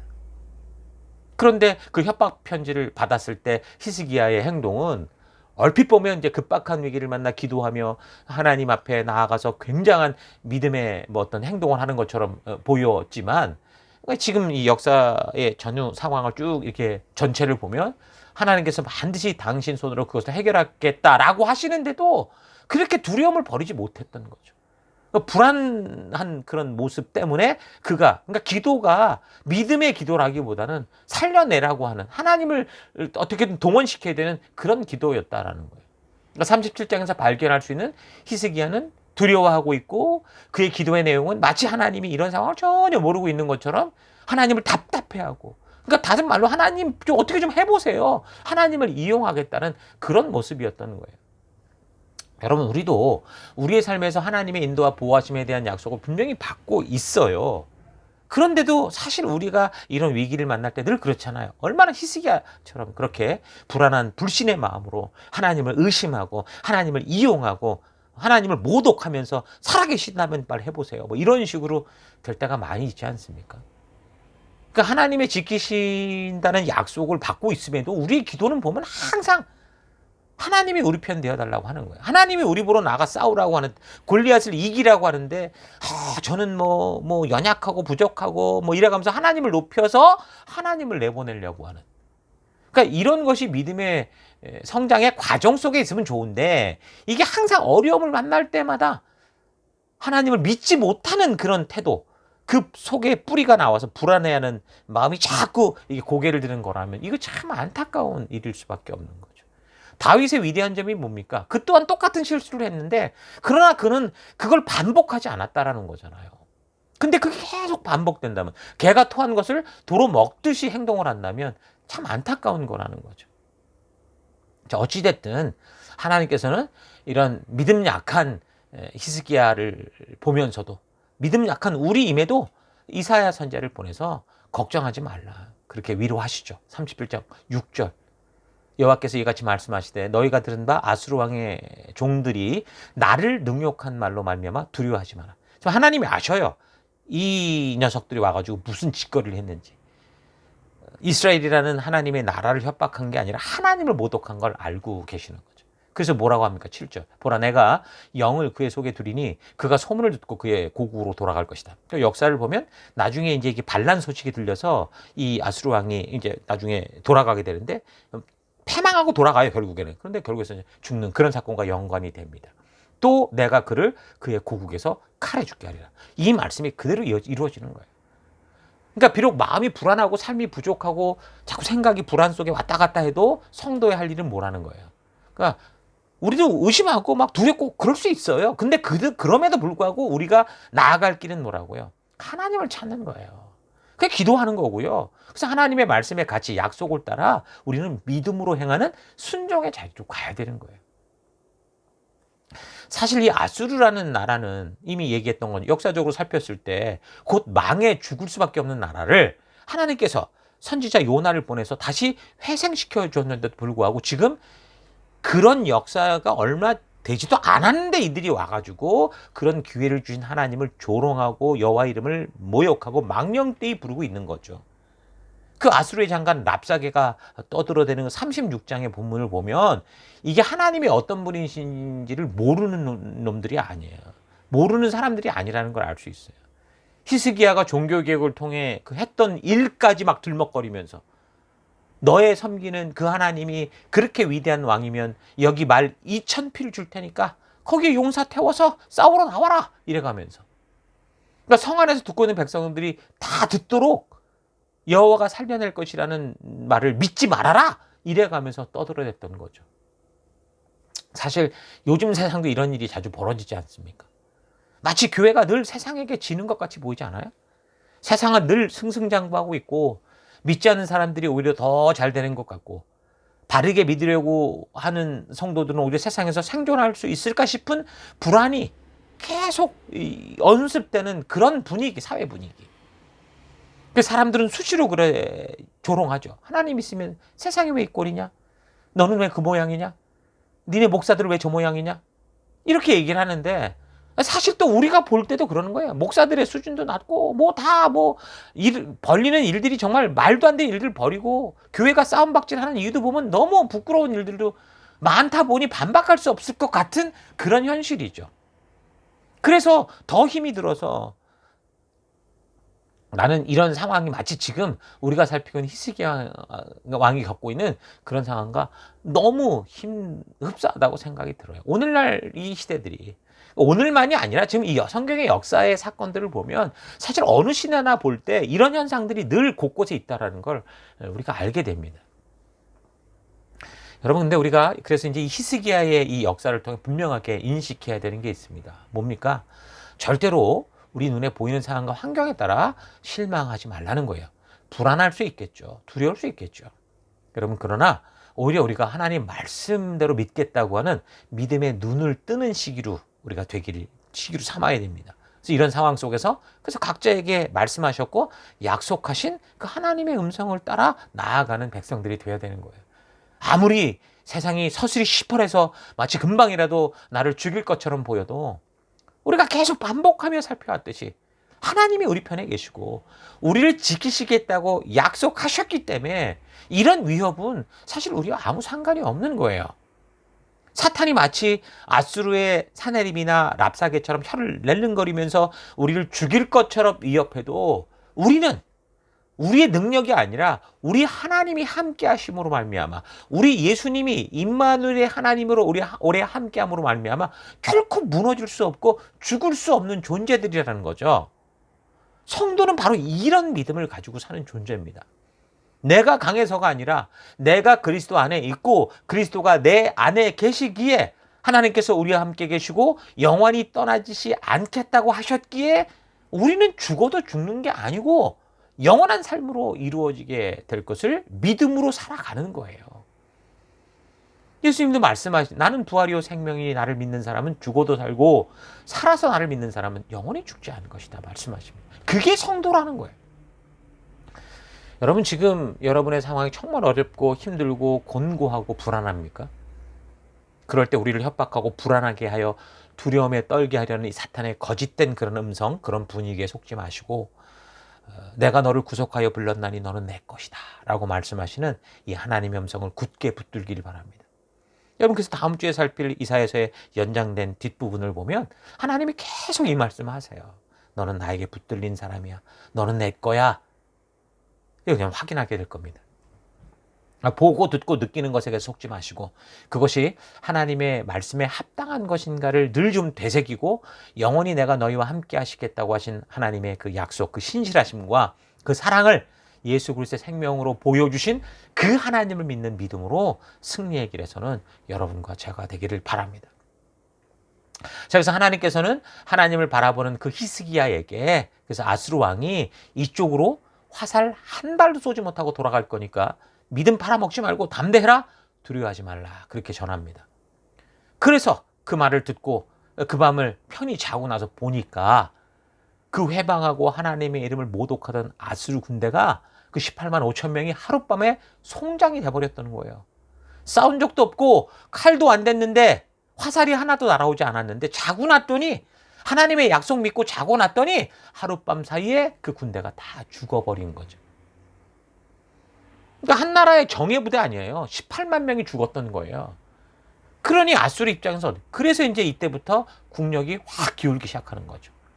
그래서 그 흐름 따라 결국에는 바벨론에 의해서 패망하는 거기까지 연결이 됩니다. 그러니까 하나님을 모독하고 여호와 이름을 망령되게 부르던 이 사네립 왕은 아까 읽어드렸던 것처럼 이 수치를 당하고 고국으로 돌아갔다가 자기 아들들에게 암살당해 죽습니다. 말씀하신 그대로 벌어지죠. 여러분 그러므로 믿음 잃지 말고 말씀을 타협하지 마십시오. 이 역사 속의 하나님은 그때만 계신 하나님이 아니고요. 지금도 변함없이 우리와 함께 하시는 하나님이십니다. 도란에 떠는 히스기야의 아버지 그 아하스에게 임마누엘의 하나님이신 것을 알게 하시려고 했던 그 하나님은 그 전에도 이미 백성들과 함께 해주시는 그런 하나님이셨고 아하스 왕 때만이 아니라 그 악했던 왕이었는데도 그때만이 아니라 히스기야 왕 때도 그 백성들과 항상 함께 해주시고 그 약속과 언약 가운데 늘 동행해 주시고 그런 하나님이시고 또한 그런 믿음의 삶을 살아가는 우리 속에서도 지금도 우리와 영원히 변함없이 그 약속과 언약의 길을 함께 동행해 주시는 하나님이십니다. 이스라엘 백성들이 끝까지 하나님을 신뢰하지 못해서 결국 역사 속에 그렇게 사라져 갔다고 해도 보세요. 하나님은 상황과 환경을 탓하지 않고 마지막까지 그 하나님을 믿는 백성들 남은 자라고 그랬죠. 믿음을 통해 살아가는 이런 사람들을 통해 그 나라를 역사하시고 그 약속을 끝까지 이루어 가시는 그 하나님이십니다. 그래서 오늘 우리에게까지 그 복음이 온 거예요. 여러분 이스라엘이라는 나라도 보세요. 결국 히스기야 이후에 불과 얼마 되지 않아서 우리가 지금 이제 살피는 것처럼 다 망하고 세계 역사 속에 다 이제 흩어져 버렸어요. 그리고 그들이 조금 바벨론 폴에서 돌아왔다고 하나 한 번도 힘쓴 적이 없습니다. 중간에 한번 나중에 살피지만 독립국가로서의 어떤 그런 기회를 가졌어도 하나님께 의미가 없었던 거예요. 그리고 세계에 다 흩어져 가지고 온 민족들에게 세계 열방 가운데 핍박받고 살아가는 그런 민족이 놀랍게도 이런 사건이 벌어진 지금 우리가 살피는 성경의 사건이 벌어진 2500년이 지나서 우리가 아시는 건 1948년 이 땅에 다시 한번 등장하기 시작한 거예요. 그들이 지금 예수를 잘 믿고 하나님 잘 믿다 이건 문제가 아니에요. 하나님은 이 약속과 이 역사의 흔적, 하나님의 약속의 어떤 그런 기록을 가지고 있는 그 흔적을 가지고 있는 이 민족이 하나님께는 중요한 거죠. 그래서 그들이 지금 잘 살고 못 살고 문제가 아니라 하나님의 약속은 이렇게 이루어지고 있다는 걸 분명하게 보여주시는 거예요. 하나님은 바로 이런 하나님이십니다. 여러분 그러므로 두려워하지 말고 놀라지 말고 오직 살아계신 우리 하나님께서 그 약속을 믿고 사는 백성들에게 어떻게 역사하시고 인도하시는지를 여러분 삶 속에서도 누릴 수 있기를 바라고 그 하나님의 그 인도하심을 즐기며 그렇게 기쁨으로 살아가는 믿음의 백성 될 수 있기를 축원합니다. 자, 마지막 39장은요. 히스기야의 병이 나았다라는 이제 소문을 듣게 된 바벨론의 사절단이 방문하는 이야기가 뜬금없이 나옵니다. 그러니까 시기적으로 볼 때 이런 방문은 이 아수르의 그 사내립이 지금 군대 18만을 이끌고 이 페루 이쪽에 왔다가 이 예루살렘 쪽에 왔다가 결국에는 그렇게 순식간에 죽어버린, 그리고 이제 그런 사건이 벌어지고 난 다음이라고 볼 수 있겠죠. 그러니까 성경은 이것을 히스기야의 병이 나은 것을 듣고 왔다, 바벨론이 그렇게 적고 있지만, 사실은 아수르의 가장 가까운 거리에 있으면서 계속적으로 원수 같은 관계인 이 아수르의 그 강한 군대가 소문을 들었더니 이스라엘이라는 나라에서 그냥 순식간에 남유다 왕국에 의해서 하룻밤 사이에 전멸됐다라고 하니까 이 바벨론 입장에서는 같이 손잡아야 되겠다. 그래서 아마 히스기야 왕과 손을 잡으면 뭔가 되겠다 싶어서 아마 보냈던 것으로 보입니다. 그러니까 히스기야가 병에서 난 시기를 다시 계산해 보면 히스기야가 25세의 왕이 돼서 29년을 통치했다고 했는데, 그 29년의 통치 기간에는 생명을 연장받는 15년도 포함되어 있는 것이니까, 그렇게 보면 결국 히스기야가 왕이 된 지 한 14, 15년 차에 생겼던 일이고, 그때가 이제 바로 아수르의 사네립 이게 침략했을 때였겠죠. 그러니까 바벨론의 사절단은 아마도 이 전쟁 직후에 이 적국인 아수르의 핵심 군대를 무너뜨렸던 이스라엘이 너무 궁금했던 거죠. 그때만 해도 이 신바벨로니아는 아주 뭐 힘이, 이 신바벨로니아 같은 경우는 힘이 약했고, 그 시대 아수르가 이제 제국의 어떤 형태를 갖추고 그 시대를 주름잡고 있었기 때문에 이 신바벨론 같은 경우 그 밑에서 신음을 하고 있었죠. 자, 그런데 아수르가 이 전쟁에서 18만 대군을 잃고 나니까 결국 아수르는 무너지는 계기가 되고, 그래서 바벨론이 이런 모든 정보를 알게 되고, 그래서 메소포타미아 지역이 이제 강자로 떠오르는 전환점이 되게 되는 겁니다. 그래서 바벨론에서 그 발라단의 아들 무로닥 발라단이라는 사람이 왔는데, 그 같이 신하들이 와서 보니까 히스기야가 정말 전쟁에 능해서 이걸 이긴 게 아닌 거예요. 군사들이 저절로 죽었다라는 거죠. 그래서 다른 기록을 보면 이들이 전염병 때문에 죽었다, 이제 그렇게도 기록이 나와 있습니다. 그러니까 그 사실은 뭐냐, 어쨌든 분명히 전멸했다라는 건 맞다라는 거죠. 그래서 이제 와 봤더니 이게 외교 목적이, 야, 이거 뭐 동맹하고 자시고가 아니구나, 싹 바꾸는 거죠. 그래서 병 나은 걸 축하러 온 것처럼 그렇게 이제 히스기야를 찾은 거예요. 자, 그런데 히스기야는 지금 이 상황을 누가 역전시킨 겁니까? 하나님께서 하신 건데, 그걸 가지고 자기가 한 것처럼 또 교만에 빠지는 짓을 합니다. 그 바벨론이라는 나라까지, 먼 곳까지, 먼 나라까지 와서 뭐 동맹관계를 원하고 막 이러니까 흥분한 거예요. 그래서 그 바벨론 신하들을 다 데리고 자기의 뭐 힘을 과시하려고 했는지, 그 별로 크지도 않은 나라의 구석구석을 다 보여줬던 거예요. 아니, 지금 아수르 왕도 예루살렘에 있는 많은 금이 탐나서 다 집어삼키려고 했는데, 여러분 아수르나 바벨론이나 다를 바가 뭐 있습니까? 똑같은데, 똑같은 원수의 나라일 텐데 어떻겠습니까? 그래서 오히려 바벨론의 이 사람들은, 아, 이래서 아수르가 이 예루살렘을 꼭 뺏으려고 했었구나, 오히려 그렇게 정보만 새가는 그런 짓을 하게 되는 거예요, 히스기야가. 자, 이렇듯 히스기야가 젊은 날에는 하나님 말씀대로 잘했는데 나이를 먹어갈수록 좀 아쉬움을 남겨요. 우리가 솔로몬 왕에 대해서 살펴볼 때도 그가 예루살렘 성전 짓고 엄청난 축복을 받았다는 것만 살펴보다가, 젊을 때 그가 왕으로 지켜야 됐던 하나님의 규례와 명령을 위배하고 위반하는 것은 그냥 잘 보지도 않는 것처럼, 히스기야 왕에 대해서도 많은 교회가 그저 이 지극정성을 이 성도들에게 요구해야 되니까 그 증거로서 히스기야처럼 하면 된다. 나라가 어려울 때도 기도하면 하나님이 이렇게 역전시킨다. 18만 명을 죽여놓는다. 자, 이런 것만 강조를 하니 이게 본질을 잘 보지 못하는 거죠. 그러니까 사건의 전후 좌우를 따지지도 않고 딱 보고 싶은 딱 그거, 기도하니까 변했다, 이것만 보는 거죠. 그래서 이런 안타까운 지금 배경이 있는 히스기야가 정말 그 위기 속에 이렇게 하나님의 은혜를 극복되었으나 결국은 이 나라를 말아먹는 일까지 가는, 이건 보지도 않아요. 그건 다 제껴놓고 그냥 기도하니까 그냥 뭐 국가가 이겼다. 그래서 국가 오찬 기도회 같은 데 가면 이런 구조를 아주 단골로 사용하면서 그저 기도만 하면, 대통령이 기도만 하면 모든 게 이루어진다, 뭐 헛된 소망을 주는 그런 일에 자주 사용되는 걸 보죠. 여러분 히스기야의 시작은 분명 믿음이 맞아요. 그런데 점점 살아갈수록 현실, 인간적인 힘, 자꾸 잔머리 쪽으로 기울어져 간 것도 사실입니다. 그래서 이 히스기야 왕은 결국 선조 왕들이 오늘날까지 그때까지 쌓아놓은 이 궁중의 모든 보화들이 결국 바벨론으로 다 뺏겨 실려갈 거고 그 가운데서 하나도 남지 않을 것이고 그리고 또 네가 낳은 아들들 가운데 바벨론 왕궁으로 끌려가서 내시가 될 아들들도 있을 거라는 아주 끔찍한 예언을 듣습니다. 그러니까 결국 자기 다음 세대에 끝장난다라는 거 아닙니까? 여러분 근데 더 가관인 게 뭔 줄 알아요? 이런 책망을 듣고 있는 히스기야의 반응이에요. 이런 경고를 들으면 아이고 내가 경솔해서 실수했구나 하고 땅에 거꾸로 엎드려져 통곡하고 회개를 해도 시원찮은데 아 그렇구나. 뭐 그래도 내가 통치할 때는 아니네. 내 아들 때 벌어지는 일이네. 괜찮아 이랬던 거예요. 그러면서 여호와의 말씀이 선합니다 이러고 말아버렸어요. 그래서 결국 이 예언은 그 말씀대로 이루어지죠. 정말 BC 586년에 자기 아들 때에 그대로 성취돼서 결국 예루살렘은 망하고 바빌론의 포로가 되고 맙니다. 여러분 히스기야라는 사람이 이런 사람이었어요. 그래서 우리가 성경을 좀 깊이 있게 제대로 안 보고 건성으로 보면 무슨 이야기가 어떻게 진행되는지 잘 모르고 듣기 좋은 것만 자꾸 주워 먹으려고 하는 거죠.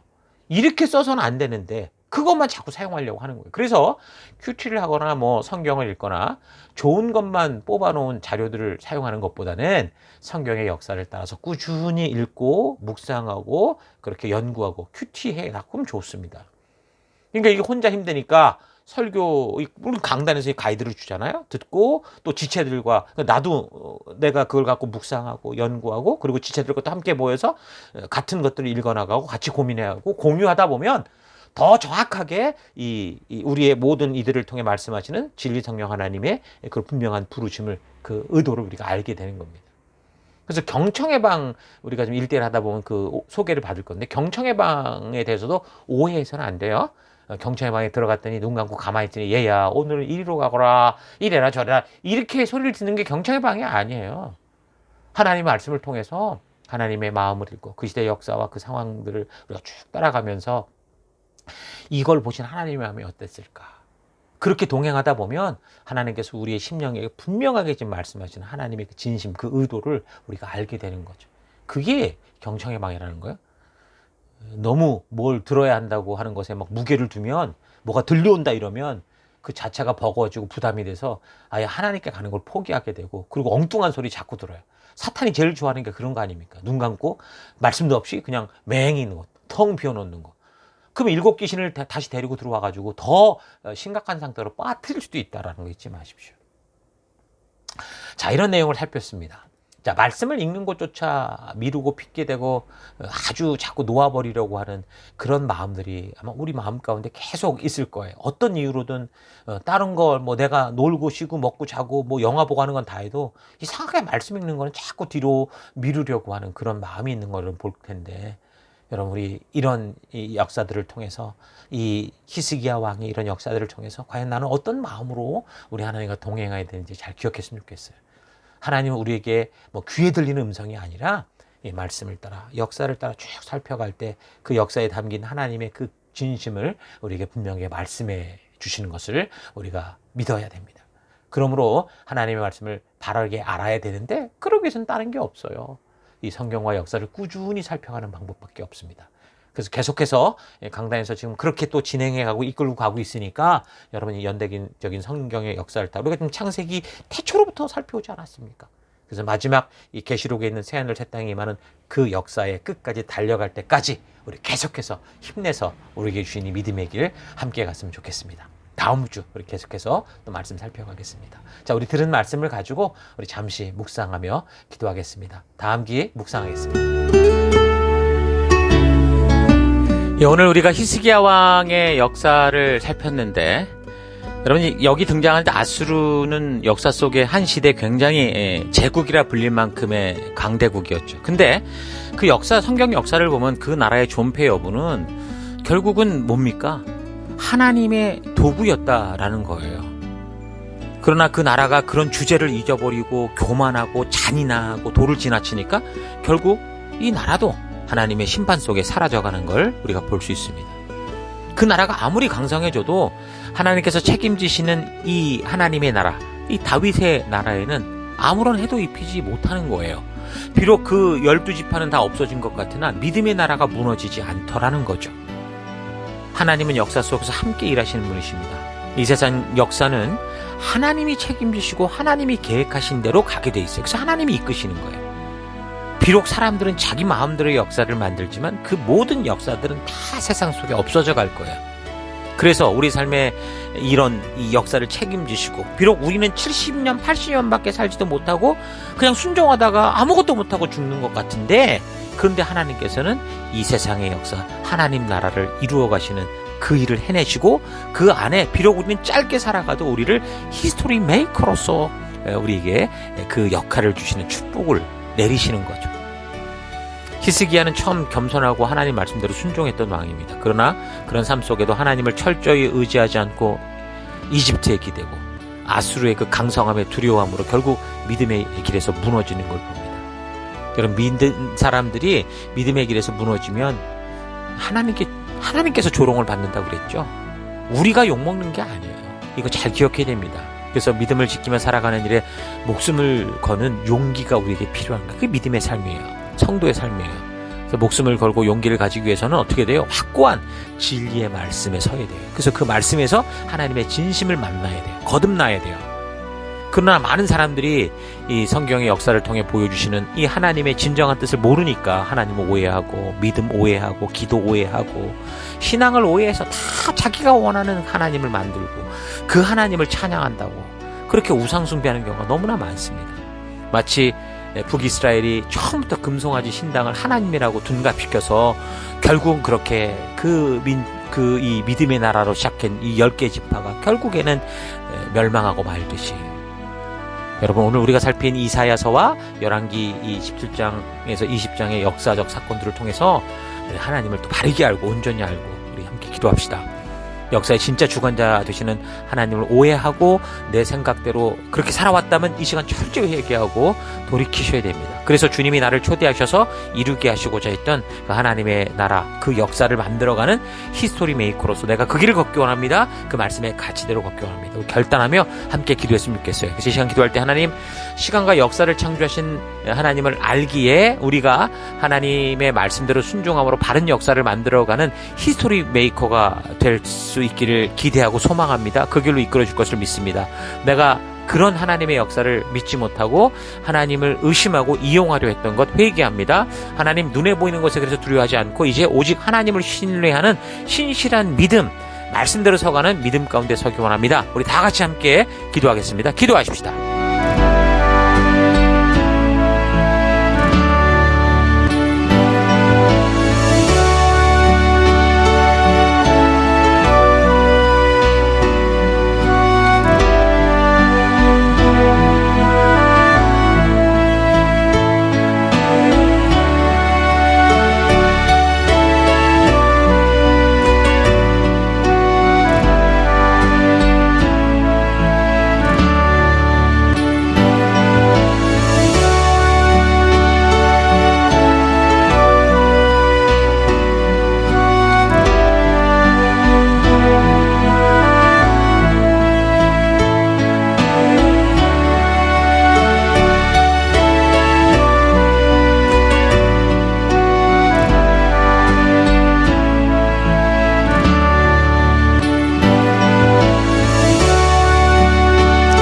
사랑의 하나님, 오늘도 이사야 선지자의 역사, 특별히 히스기야 왕의 역사를 통해서 우리에게 말씀하시니 감사합니다.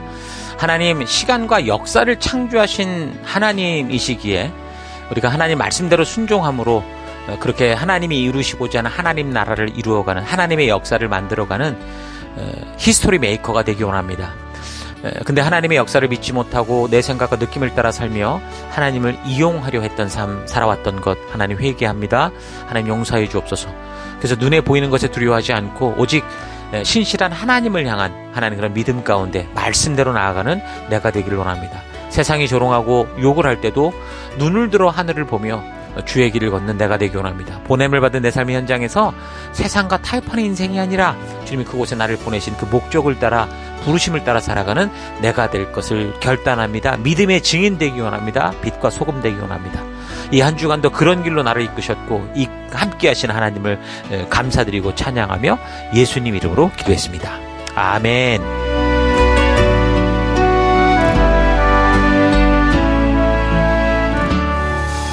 Through you, I can do anything.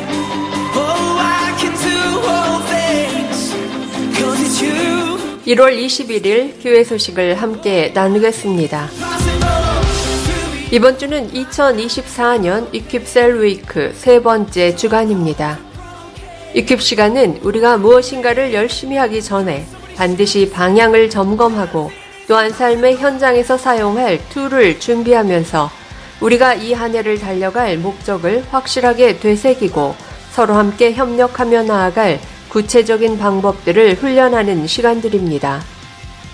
오늘도 지난주처럼 예배 후 교제실에서 전 교인이 함께 교회의 비전과 그 사명을 이루는 교회의 약속들에 대해 함께 나누는 이큐 컨퍼런스 두 번째 시간을 가집니다. 모두 함께 참여하십시다. You're here with me. Yeah.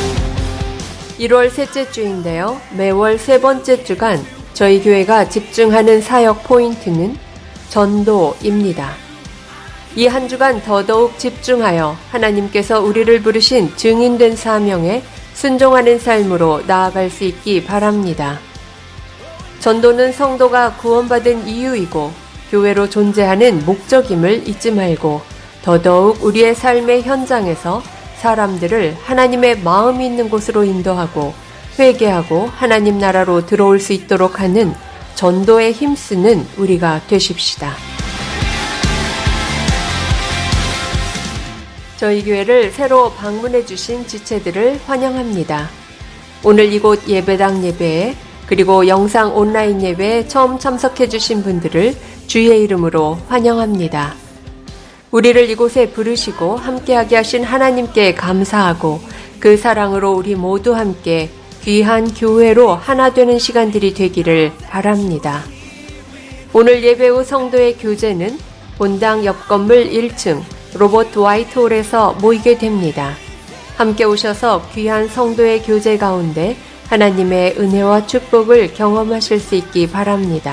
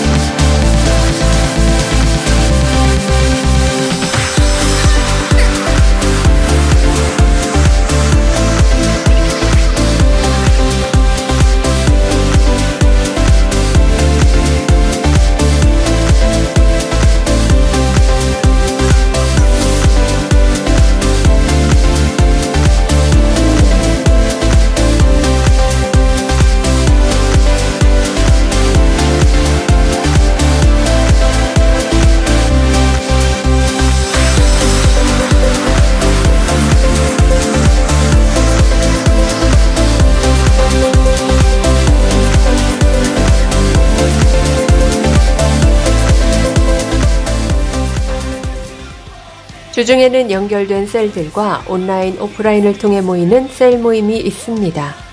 셀 모임에도 참여하여 하나님의 마음이 담긴 성경과 역사를 지체들과 함께 나누며 하나님 안에서 나는 누구인지를 바르게 알아가는 축복된 시간들을 나누시기 바랍니다. 다음 주일 예배도 스카스처치 예배당에서 예배드립니다. 우리가 예배를 드리고 있는 멜번시티 CBD 안에 있는 스카스처치 본당에서 2시에 예배를 드립니다.